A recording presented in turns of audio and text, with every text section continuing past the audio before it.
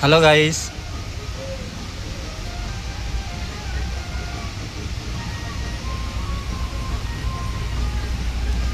I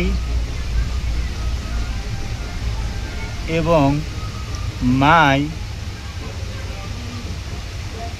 কিভাবে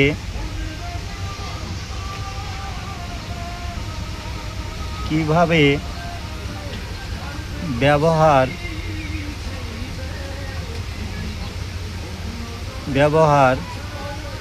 করা যায়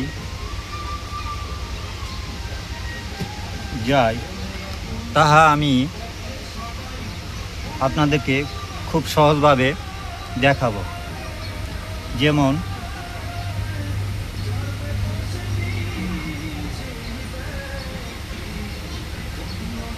যেমন আই এর ব্যবহার।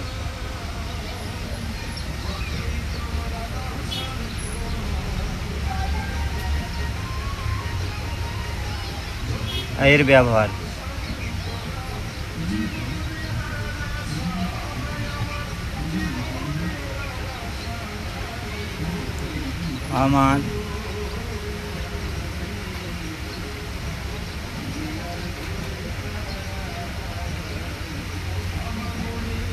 একটি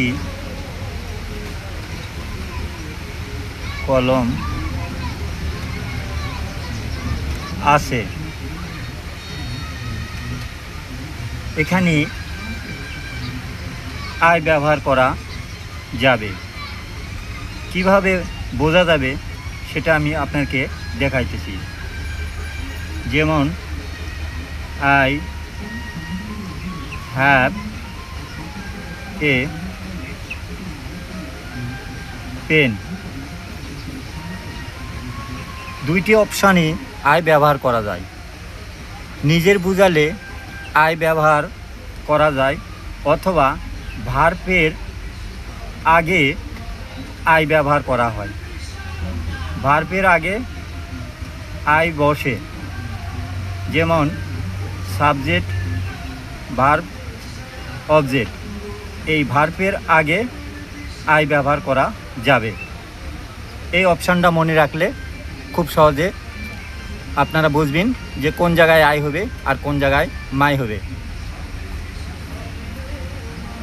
এখন মাই